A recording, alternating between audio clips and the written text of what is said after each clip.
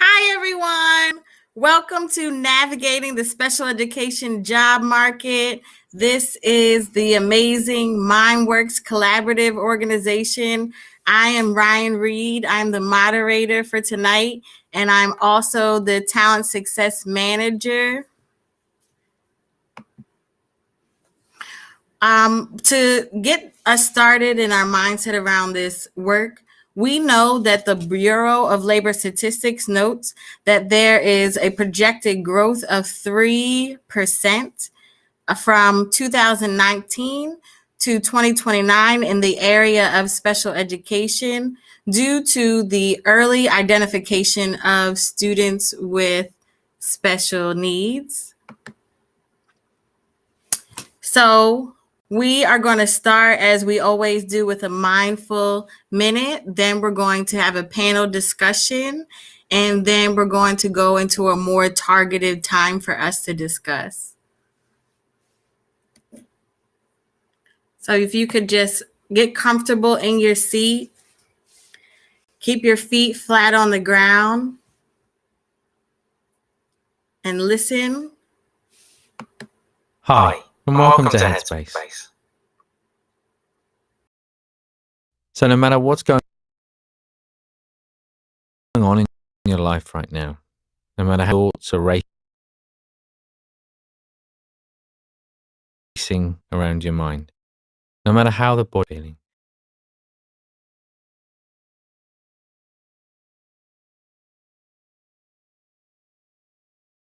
hi, and welcome to Headspace. So now what's going on in your life right now, no matter how many thoughts are racing around your mind, no matter how the body's feeling, just take a moment to sit down and take a big deep breath, breathing in through the nose and out through the mouth. As you breathe in, a sense of taking in fresh air, the lungs expanding. As you breathe out, a sense of letting go of any stress in the body, in the mind, just feeling the muscles soften and relax. And close your eyes if you'd like to. One more, breathing deeply in through the nose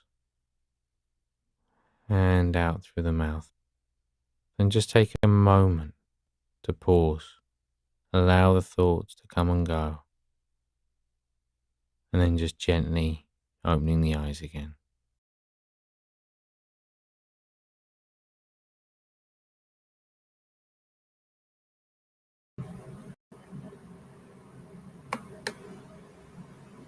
All right.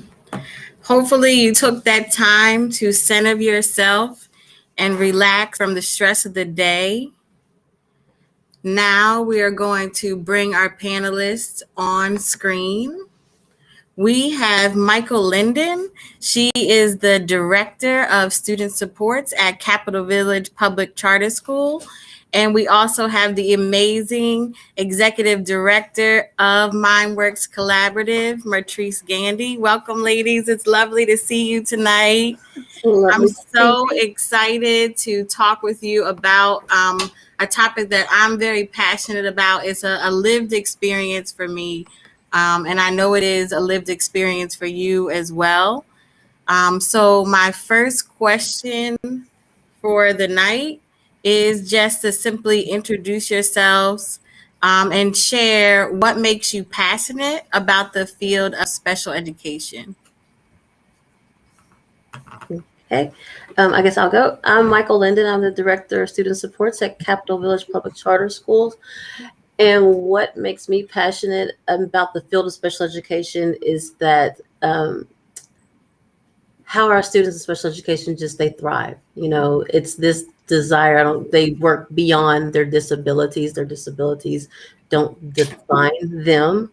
They define who they are. And so for me, it's so enjoyable to be able to see how they push through day to day and be a part of their story. Wow, that is definitely true. As a special educator, I've also seen my students push beyond the labels and create the world that they want for themselves. So true. And Matrice? Yeah, hey everyone, I'm Martrice Gandy.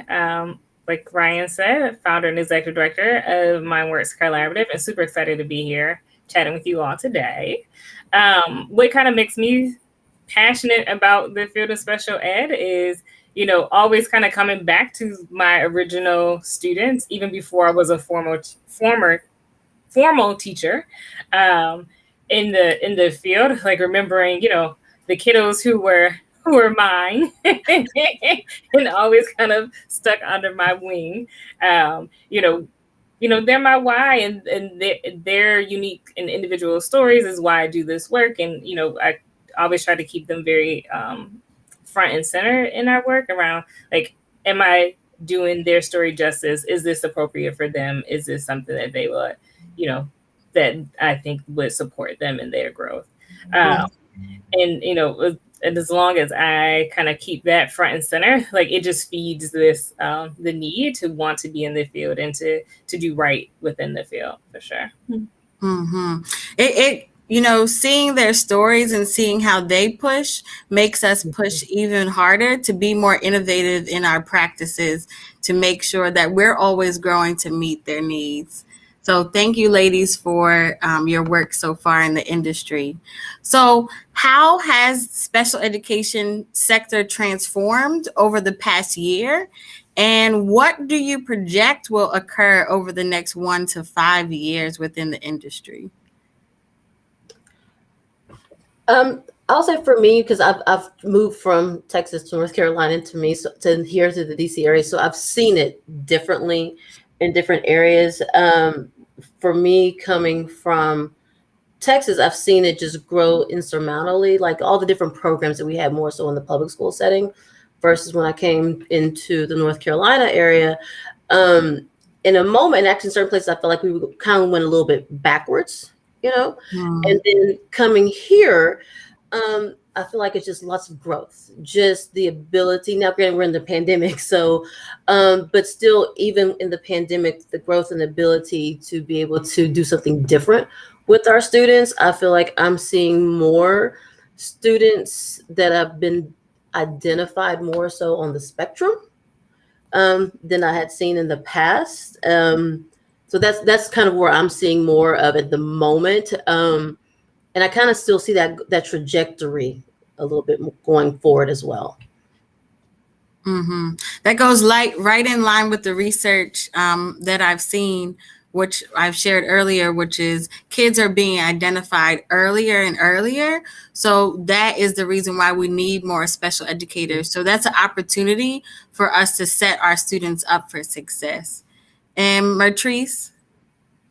Yeah, for me, when I think about this past year, and, you know, COVID has definitely been tragic in terms of its impact on our students and families and communities, but it has also been a kind of a blessing in disguise, as it has, you know, really pushed to the forefront the inequities in education, particularly the way in which we serve our students with disabilities in schools. And because not a lot of effort has been put into, like, figuring out how to make sure our educators have innovative ways of reaching to their students, and, you know, how would we do transportation for, you know, students who who have more physical disabilities. What does that look like with this kind of like distance or virtual learning? Like there just hasn't been a lot of innovation in those spaces. And there just has not been a lot of investment in supporting programs that are innovative. In the special education area. And so I think it's been, great to see so many conversations happening about like, how are we making sure that we're first considering our special education programs when we're designing schedules. I feel like that's something, even when I was a teacher, outside of even being a leader, part of the reason I got into leadership was because it was like, I need you to think about my babies first when you're designing a master schedule. So it was like, okay, so I need to take over the master schedule. Got it. So, I think as we move forward over the next, year to, 5 years, we'll see a whole lot more of intentional conversations and really beginning to design at the margins, which we've been saying for a long time, but really designing at the margins in our classrooms, in our schools, in our programs, in our teacher training programs, to make sure the needs of our special education programs are met and funded. Like hopefully that's the piece that comes later, is funded. Mm-hmm.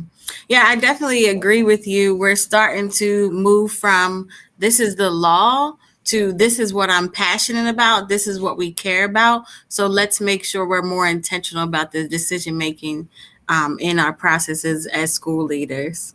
Thank you. So let's talk about challenges. What is the biggest challenge that you've seen in hiring at the moment? Oh, wow. It's funny that you asked that. We're in that process right now. And I think it even goes to that being innovative, just finding in the right people to be innovative in how we teach our students with special needs. The other piece is because sometimes I think in the moment people are afraid to move around and to shift because again, we don't know where things are. So I think the biggest challenge right now is also stability. You have teachers that are they know they have a stable place and they're not wanting to do a lot of shifting. So I think you go to the stability and having somebody and finding the right people that can be innovative to even teach our students with special needs in the virtual world.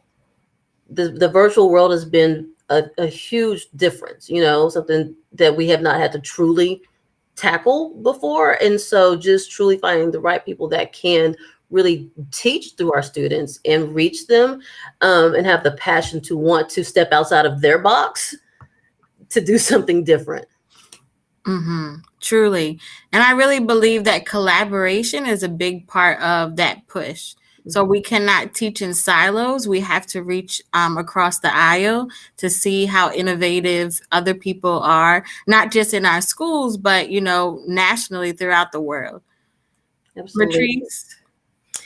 Yeah. I think finding the right matchup of people, like Michael indicated, is definitely a challenge, as well as folks wanted, job security, right? We don't know what this looks like. So it's like, I'm gonna, stay here for right now. I'm not gonna kind of move to the area.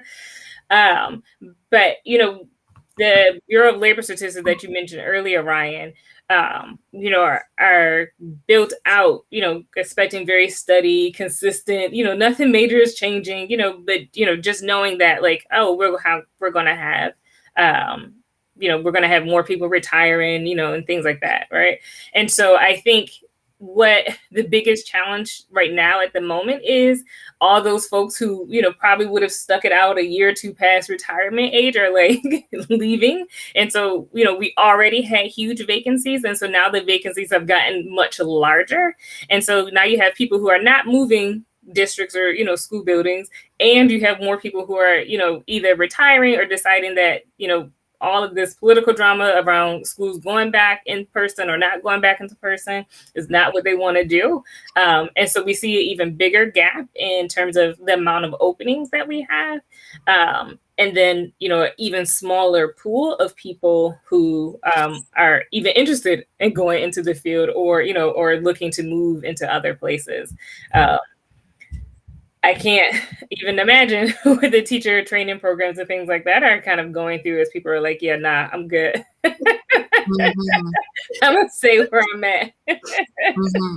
And so it'll be interesting over the next couple of years to see how this kind of impacts, that, entry level pipeline. Mhm. Definitely. And I'm also thinking about how we can be more creative in how we design the job of the special educator. Like, what does that really look like? And do we need to shift our mindset around what it means to be a special educator? Are there different roles that we can now create because we have seen the pandemic and how and what challenges are coming about? So I think that's something that we could think about too. Next question. What common misconceptions do people have about students with disabilities, either in the virtual hiring space or just students with disabilities in general? I would think more so in the virtual hiring spaces that they can't do it. That's going to be, they just can't do it. They can't adapt. And that's actually the complete opposite. In fact, what I've seen is a big chunk of our special education students have actually risen to the occasion, you know, and many, even speaking with parents, they've said that they feel like their students have done better in the virtual setting than they have in person. So I think that would be the biggest misconception that I've seen. Mm-hmm. Definitely. Just inequity and options for our kids with disabilities. This is forcing us to realize that maybe being in person doesn't work for everybody. And we need to keep having the option of virtual schooling because some of our kids are really thriving in this space. You know what it's done? It's taken away the anxiety that our students experience. So there are many students who have a huge school going to the actual building. It's something about that going to the building piece that produces high anxiety. And so then you start seeing an increase in behaviors because where they want to go home, they want to be in their safe space. And so now you see students, they're in their safe space and they're thriving and they're comfortable. There's something to be said about being able to just sit on the couch if that's where your space is, or sit on the floor. You don't have all those constraints that you might have typically being in the school. Mm-hmm. Yeah, talk about flexible seating options, right? Absolutely. Yeah, we could just put that into the discussion.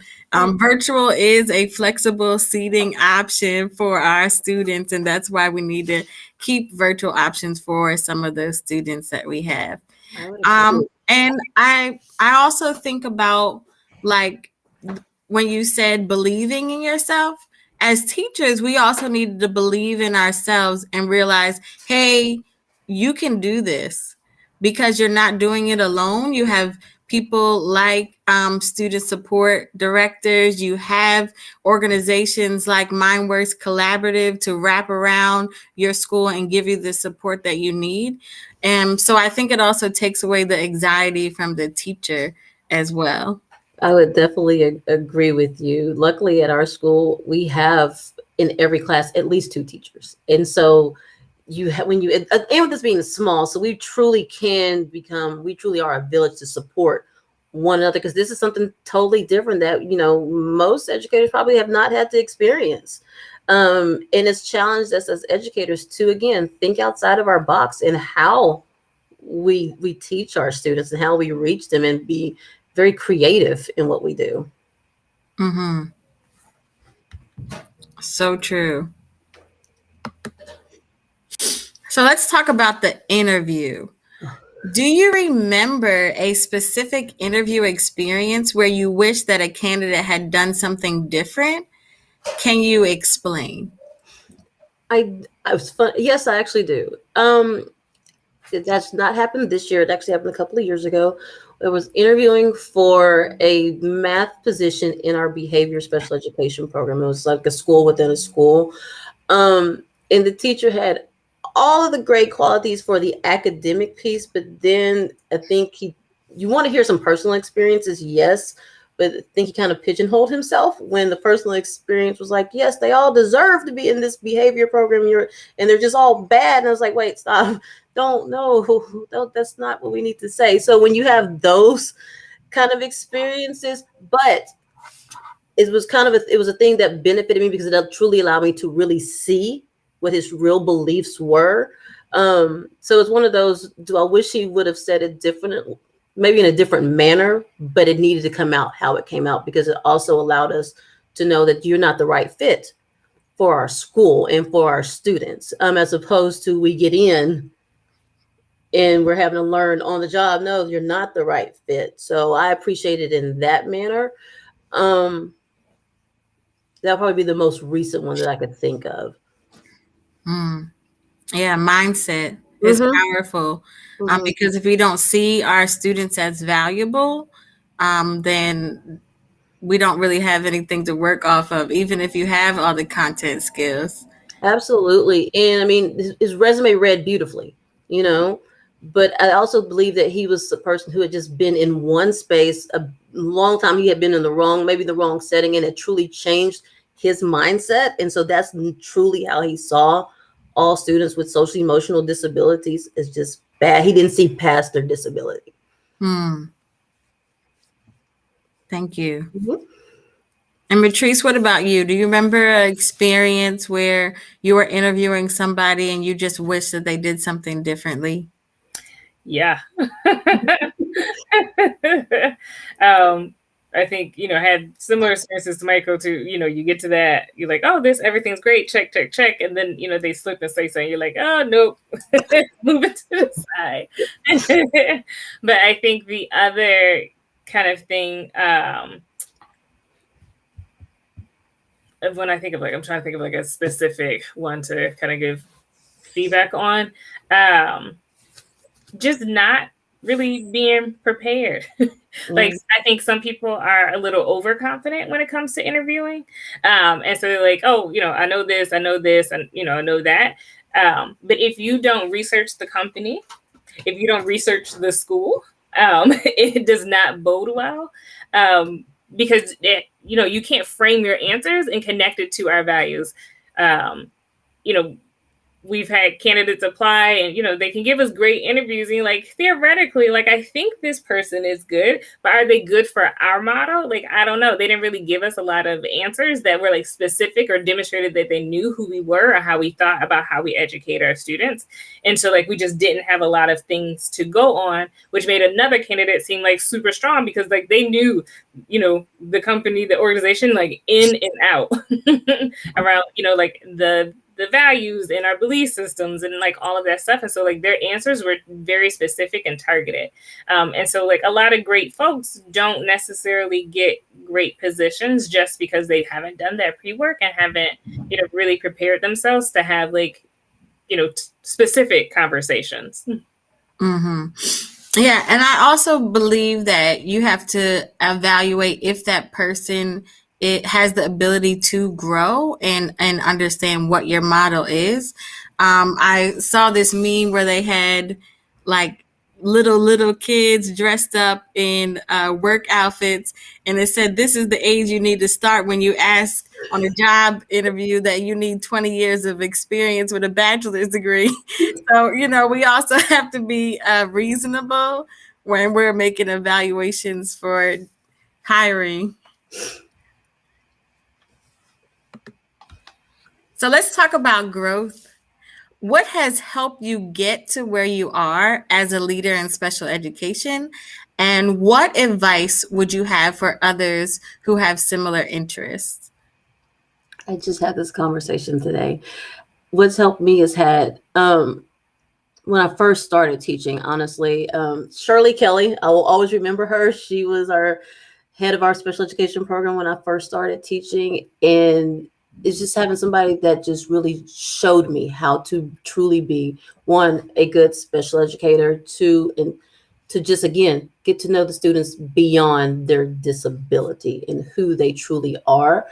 And then for me, the other piece was just having people that just fed into me and continuously wanting to learn and grow beyond just my craft. And So for me, having a counseling background, a special ed background, because I feel like I understand the whole child, so that's what's helped me. And what would I give somebody? To always ask for help. Always, if you don't know, ask. If there is something that you're wanting to do and you just don't know how to do it, or you want to do something different, just ask, because there are so many mentor educators out there that want to help grow new educators as well, because we want to make sure we're doing what's in the best interest of students. And it helps to know that you've been taught or trained or coached in a way to be able to help grow and do what's in the best interest of our students.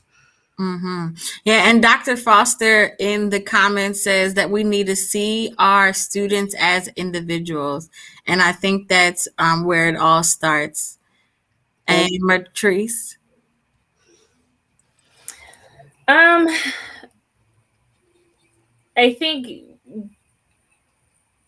early mentors is like, bar none. Like, I'll have to name Miss Gibbs. Hi, Miss Gibbs. Shout out Miss Gibbs. Miss Harris Gibbs. When I first started in Baltimore City Public Schools as a brand new special education teacher coming off an education program, I know, when she saw me walking in all doe-eyed and bushy-tailed, she was like, Lord, why did they stick me with this child? I'm like 21, going into a self-contained classroom in a alternative school program. And it was like baptism by fire. And I just literally don't think I would be the special educator and the special education leader that I am had I not had such a great mentor.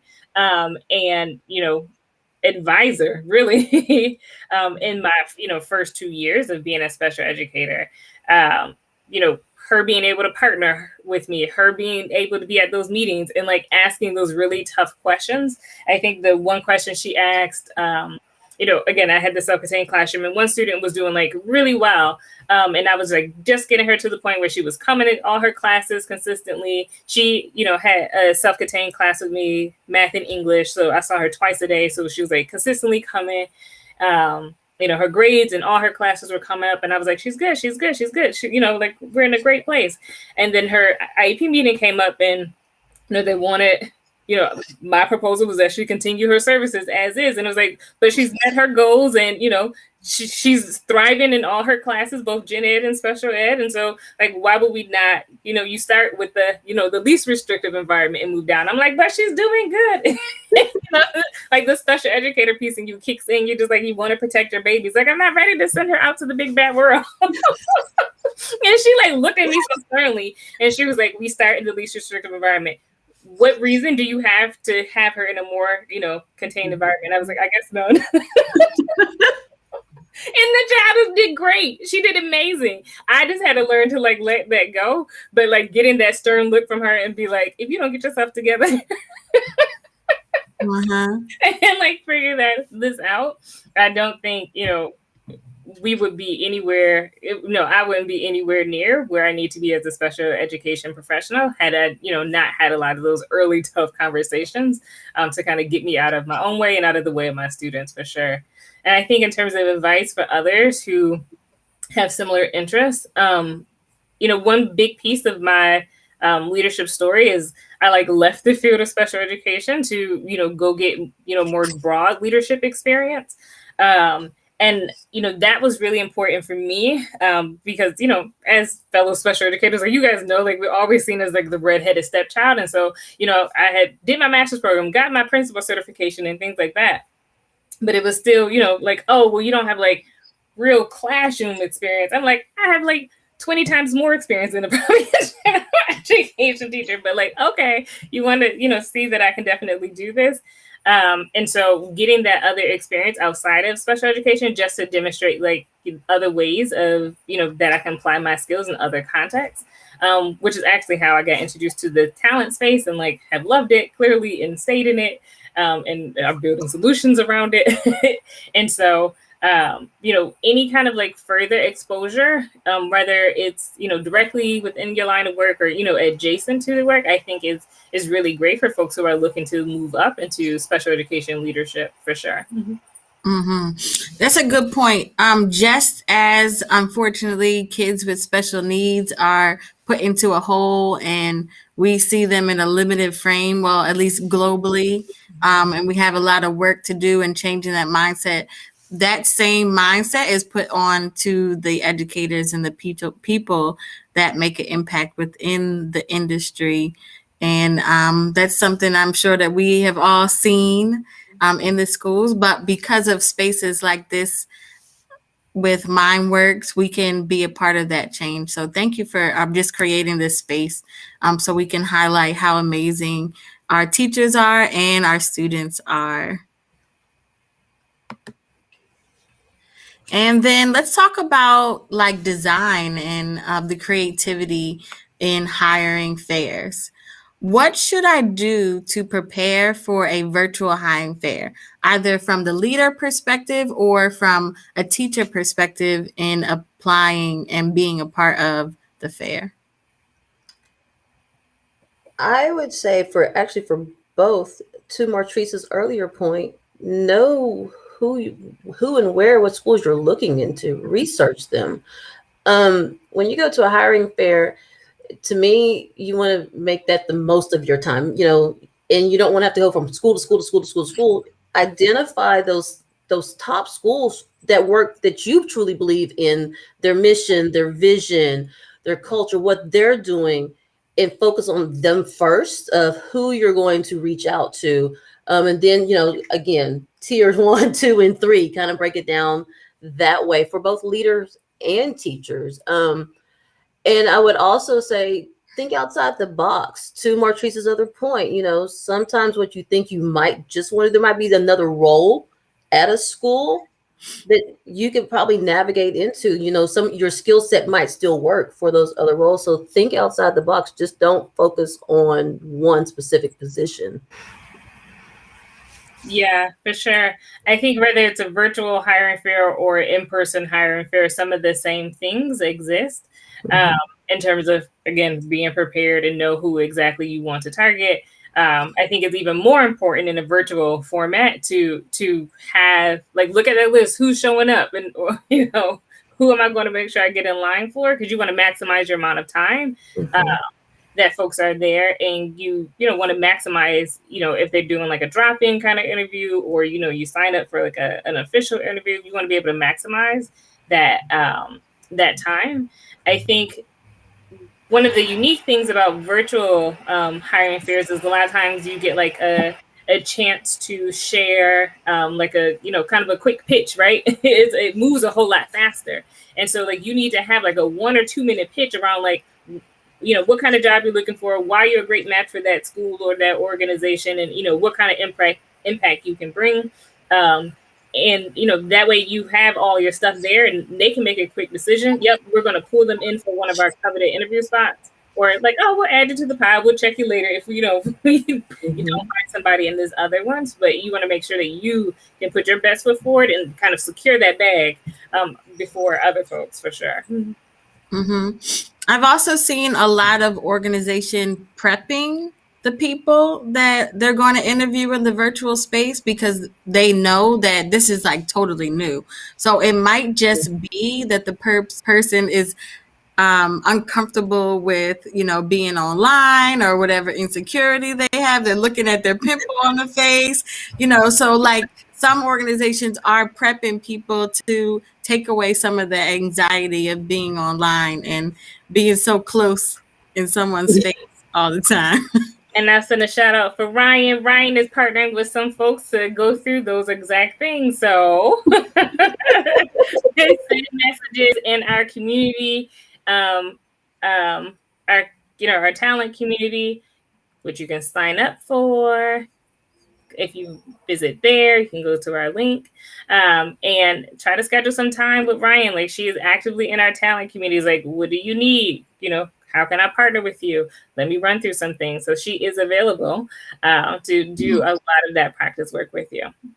Yeah, definitely go to campsite.bio/mindworkscollab in order to get access to the community. I have been working with one individual so far, and we're having just a lot of fun too, and being authentic in our job experience and being a support to the growth. So MindWorks is all about growth. So make sure you join that community with the link that we just shared, and it's on the screen. So, what types of roles are available? We just mentioned like don't put yourself in the box. So, what can we do besides just be a teacher? Well, so you look at all roles. There are, again, directors of student supports. There are, I was a special education counselor in Texas. So that was kind of cool. So I had to combine my special ed background with my school counseling background. There's that piece. You have your resource teachers, even instructional assistants and behavior specialists and school psychologists. So that's just kind of a few. I know Marquise would probably have even more. Mm-hmm. Yeah, I just want to add something too. When I said just be a teacher, I don't want you to think that that was a slight. I'm just saying other options because that's definitely not how I feel. I'm a teacher. I love being a teacher. Yep, you knew I was gonna come at you. Oh no, I felt it. So yes to being a special education teacher, yes to moving again into those adjacent roles, like whether it's a school counselor, school psychologist, social workers, all those kind of related service provider kind of positions. I've even known a few folks who were like, they really like, working with OT or PT or just like these very, tangible ways of working with students and seeing some more demonstrated success. Some folks kind of go in that direction as well. I think outside of the school system, like there are tons of special education research positions, lots of policy positions, consulting, tutoring, providing supports to families. Special education has broad, ranging impact in areas. Some folks move into like just generalized student support roles. So whether that's like RTI or MTSS, and or moving into like just general coaching kind of positions. I think all of that is available. I see Dr. Foster put a comment in that she's looking to come out of the classroom, and so it's a dream job to help train special education teachers and case managers. Yep. We have opportunities. We have coaches who work with us and work with other organizations, as well as we have partnered with the National Charter Collaborative, and so like all those kind of leaders as well, who are within that field, and folks who are like really looking to hunker down into the special education. Like there's so many more like entry points now. Like we talked about earlier, like this is now like a more public kind of conversation. And so I think you'll see a whole lot more opportunities for special education consultants, or what do they call them? Like, like subject matter experts, as particularly a lot of these think tank organizations, as they're like, trying to figure out the impacts that COVID has had on our field and families, bringing lawsuits against different districts. And so, a lot of law firms reach out to subject matter experts, the testing companies, like the curriculum companies. Like there are tons of pathways to stay in the field without necessarily being in the classroom. Mm-hmm. And also school leadership, the more school leaders and district leaders who have a special education background, trust me, the better it will be. Mm-hmm, for sure. So just to stress, you can also be a curriculum writer for special education. Yeah. You can also be a paraprofessional. That is a valued position that is undervalued within our system. So we need to do a better job at valuing everybody that's involved in the story. And as Matrice mentioned, call special educator paraprofessionals for subject matter experiences, because many times they are a large voice that because sometimes they work one-on-one with kids that the special education teacher might not be the one that's one-on-one with that individual. So we need to make sure that they are a part of this story as well. All right, so ask me anything. This is the time to, yes, and then Dr. Foster also said advocates is another role that you can get involved in as a special educator. So ask me anything section. We have a few questions that were brought to our attention before we went live, so we're going to ask those questions. However, you can drop your questions in the chat box and we'll ask them live on screen. So the first question was about progress monitoring. How should I showcase my impact on student academic and behavioral progress? I would say you could showcase it even from the academic piece. You can start out with where the student was, because without obviously being very confidential, but you can show some data, some numerical data as to where they were, let's say the beginning of the year, and then just see the track it over the progress of time. Visuals, I always say, even when you're writing IEP goals, anything, the way you write them, if you write them to where it's going to produce graphable data, that's very visual. Behavioral, to be honest with you, same thing, because behaviors are one of those things that you can visually see it, but sometimes you can't. It's all in, and so that's going to be some of that just note taking, and then observations and things of that nature. And of course, if you have data notebooks on the kids, again, that just kind of shows their progression. That's one way of showing it. I once heard about a really cool trick. If you're like trying to track a certain behavior, that you can put paper clips in your pocket, and then when you see that behavior, just put another paper clip on the other side that's empty, and at the end of the day, you can count your paper clips to track this progress of that individual student. So that's a cool tip for everybody who's watching. I've also seen it with rubber bands too. So if you're a person who just has all those rubber bands, you might walk around and you're like, wait a sec, because you just might pop them, or so you just either pop them, or you can just move them from hand to hand and things of that nature. That's always pretty cool. Or if you have a kid who you're doing like maybe candy random, you have a pocket full of candy. If you end up, your pockets are empty by the end of the day or the class period, that's a way of tracking it. And even if you have a student who needs to get up out of their seat, when you see that behavior, you can actually make them the one that gets up and moves a certain object. So it's a cue to the student at the same time. Absolutely. And then let's talk about building culture. How can I create safe spaces for BIPOC special education staff members?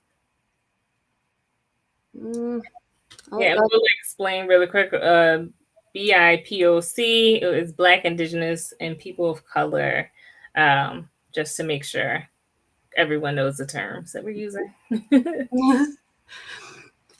So I'm going to actually turn this over to Martrice before I respond. Okay. Safe spaces for, or, as we like to say, brave spaces for your staff of color, particularly, in this environment for our Black staff of color. That's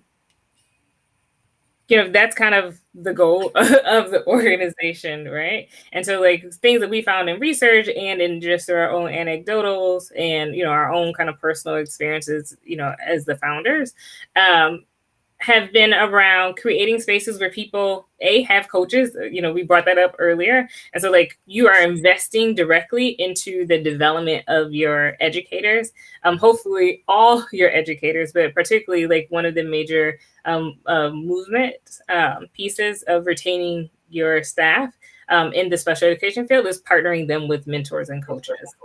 Then the other kind of big piece is, just developing them in general. Like, do you have funds or, allocating funds for them to make sure that they have the resources to effectively do their job. I know when we started, we had copies of the transition planning inventory that were copies of copies. Like, we didn't even have the original thing. It wasn't until like years later I realized it's like a whole computer program. You should be able to put the scores in and it prints out a report. I was like, oh, we just got to make and do with what we got. And so, making sure a brave space is like, you're wanted here. We're invested in you being here. We have the resources for you to be here. We have you partner with, more experienced teachers or leaders who can help you grow. We can send you to professional development to help you grow. And then, I think it's really important for leaders to always remember to center discussions of whether it's equity or, excellence in, at the margins. And so, like, who is the least served at our school, whether, we've talked about staff or students, and then kind of like designing from there, right? And so, when we are considering the needs of who's not best served in our schools, kind of to go back to the master scheduling piece, right? So we should be starting there and making sure like our special education staff, our families, our students are directly involved in those conversations. And so we can create more welcoming environments for them. And then again, staff will feel more inclined to stay if they know the needs of their students are not just relegated to like, the basement room in the back, and we'll get to you, we'll fit you in where we can fit in. No one wants to feel like they have to fight for every single thing for their kids or for their classroom. And so if you do that work up front, it'll make, it's more likely to stay because you're invested in them and in their students. Mm-hmm.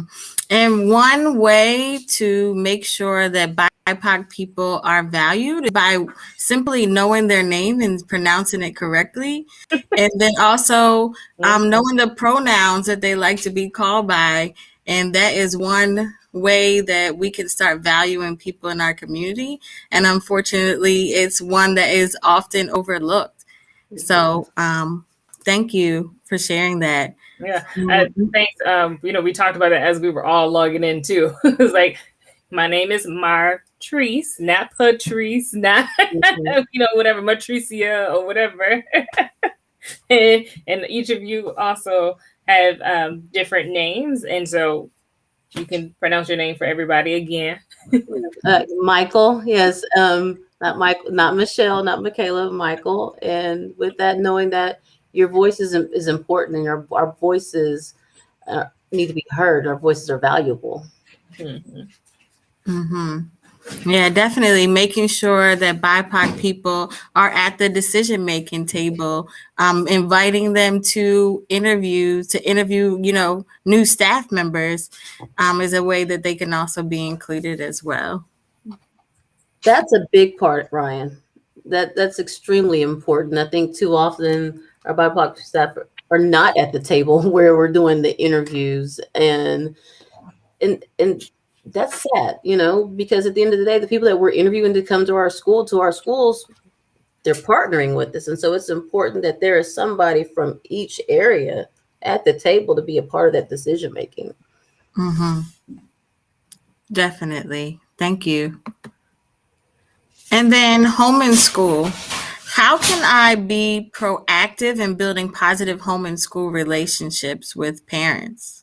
The moment that you know who your students are coming to your school, you start from that moment. Even if your school is a lottery and you have families that have just expressed interest, start holding those conversations. Make the time to have conversations with families to answer whatever questions they might have, especially if they're coming to middle school and or going to high school. Those are huge transition years, and they've been at one school typically for all of elementary or all of middle school. And so they've built these relationships, and now they're turning their babies over to a new group of people. So allow parents to feel comfortable and be vulnerable and live in their truth and go on that journey with them.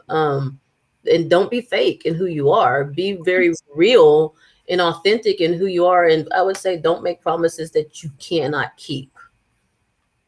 Mm-hmm. Yeah, Dr. Foster said talk with parents, not at them. Absolutely. Mm-hmm. That's a major point right there. I actually was just on the phone with my sister throughout. Actually, it's been like all month I've been on the phone with her because of parent home and school relationships. So it causes a lot of stress on our families. And then, we talk about, why are more BIPOC people dying at an early age? And a lot of time it's stress and trauma. So schools can be a part of reducing that stress and trauma that they might experience. So yeah, start at the beginning. And Yeah. Patrice. No, I think you guys got it. Just keeping that open communication. I think as a leader, for me, like the biggest indicator, I was like, oh, okay, I am doing my job and I am doing pretty good at it. It's like a lawyer actually at a meeting. It was like, this is the best IEP meeting that I have ever been. She was like, it's been a joy working with you and the team. And I was like, what? Lawyers, when the lawyer comes to the meeting, nobody's happy. and so to have that interaction, it was like really positive. And I think some of those things that we did specifically with that team was making sure families had everything, letting families know that we weren't there as adversaries. Like, you are the expert in your child. You are the expert in your family situation. You see, your child and how their disability impacts them in all areas of life. And so like, we are relying on you as an expert, and, our expertise is around like resources and, helping you meet that gap. And so like really positioning that student and that family as the expert in that situation and really letting them lead. And, we're just here to support you. Right. And so having that lens and having that perspective, I think really helps build that kind of like positive engagement with, between families and schools. Mm-hmm. And I think it also goes back to what Michael was saying about having graphable data to talk about, painting a picture for the parents on what we've seen, and then also saying, okay, well, what do you see at home? What are the similarities, differences? Because you are a valuable member of this team. You know your child more than everything than us, And I think a lot of times schools don't take the time to realize that, and then they don't give parents respect. And then Dr. Foster is also saying, explain it to them, explain what the information means, and then also allow them to ask questions, and then don't judge the parent when they don't know. They didn't go to school for this, so everybody has a part to play, and everybody's part is valued.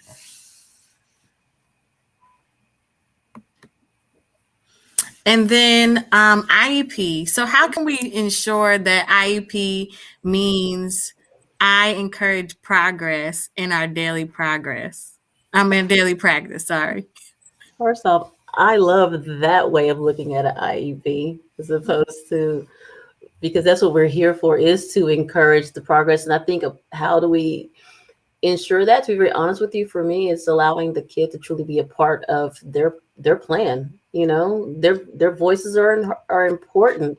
I think one of my favorite stories is I had a student who told me, Miss Linden, I don't want to be in special ed anymore. I don't like going to that class. That's just not, my friends tell me, nope, can't do it.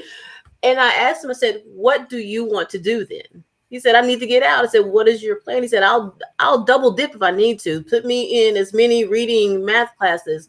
And so I felt like it was my job to be there to support him and continue to encourage what he wants to do, what he wanted to do. And so that's what we did. We wrapped around, and literally it made such a difference, because too often nobody stopped to listen to what he wanted, and nobody stopped to encourage his growth. And so too often before that, he gave up, and so when he finally came to a place where he felt like his voice was heard, and that he had a team of people that were encouraging him to want to do better, he began to do better. So I think that for me is a part of it, is all the adults are making the decisions, but not including the kids as a part of that decision. And I think when we bring them in, that's how you change that, and to ensure, because as long as you keep your students centered and student focused, that's where you're going to see I encourage the progress in our daily practice. Mm-hmm. Yeah. And I think for me, when, I'm also taking a lens of like, I encourage progress, in the teachers, right? And so, the old teams used to be called SST, or student support teams. And before that, they were teacher support teams, right? And so I think a big piece of this is like making sure our teachers are supported so they can encourage this progress, right? And so for me, ensuring that, we are encouraging progress in our daily practice means, whether it's a general educator or a special educator, like they're getting into other people's classrooms and seeing exactly what's happening. It's we're coming to the table and talking about our students' data. Are all your special educators coming together? And like the goal is for kids to move off of their IEPs. Like you should not need an IEP for the entire time that you are in school if we are effectively doing our jobs, right? We should be working ourselves constantly out of a job. And so if we are having that perspective, as classroom teachers or, as service providers, and then, we are having that perspective as leaders, like how do we make sure that those things are, are in place that, we can actually do that? Do everybody have intervention programs that are like real intervention programs and not kind of teacher created programs? Do we have the right assessments where we're tracking them? Do we have the expectations for teachers to be tracking like real progress when we're sending out those daily, progress notes, or we're sending out those, like the reports that we send out on the IEP report cards, whether it's, the progress report or the actual IEP report card? Like, are we having like real clear data included in there so that families know where their students are? Like, are we making movement towards that goal? Like, cool, but we only mastered like objective 1 and objective 2. We step back maybe in objective 3. And so making sure like it's what they say, make a vision, state your vision, Write it down. Write it down. So we got it written down. Now we got to actually do it and then like match it up to our actions. Mm-hmm. Definitely. So it's it's a combination of mindset, making sure that the student voice is there, because it is about the student. And I think sometimes IEP teams forget that. Like you were saying before, sometimes it feels like parent against school, but it should be us against making sure that the student is thriving. Mm-hmm. All right. So here's the contact information. But before that, is there anything else that anyone would like to add? Final thoughts. Dr. Foster put in the comments, just making sure teachers understand how to track the progress and actually what that looks like. Yep. Again, that's something the leaders have to take on, like make sure everybody knows what data tracking and analysis, not just tracking the data, but what that analysis looks like. So good point. Thanks for bringing that up for sure. In terms of final thoughts for me, we wanted to make sure we had this conversation because it is hiring season. I know Michael is already full on hiring for next school year. We are also hiring for to support the families that are we're either doing homeschooling or kind of doing their pods, as well as the schools who are still looking for folks to fill in positions for this year. And we just want to make sure that folks have all the resources that they need and are beginning to think critically about, how they can best position themselves to get their dream role. And so, it's kind of a employer's market, like related to the house kind of situation, right? And so like you have your pick of places who are looking for you, and so want to make sure that you always put your best foot forward so you get that match to the place that you actually want to be at, and and not at the place that you just get stuck at. that's not good for you and that's not good for the babies. We want to be somewhere where you actually want to be and have the skills to do work effectively. So all of our contact information is on here. You can reach out to me. You can reach out to my co-founder, Melissa. And then you can also reach out to Ryan, who is our talent success manager. And so again, as you guys are beginning to explore what's out there, like reach out to us. And then if you are immediately interested in some positions, reach out to Michael. Please do. Michael, you want to just shout out your email really quickly? Sorry, we don't have. Actually, I can just drop it in the chat if that's okay. Yep, that's fine. Awesome. Yes, thank you guys for having this authentic conversation tonight. It is refreshing to see people living out their dreams, for one, and showing everybody else that you can have options, and that we're here to support you in making sure that you also have options. So if you would like some more individual support, please email me so we can set up a time to, one, understand what your needs are, and then get you the support to then go out and support our students in our school communities. Michael, I see you making faces over there. Yeah, because I put it in, but it wasn't. So I just private chatted it to you, but it's mlinden@capitalvillageschools.org. All right.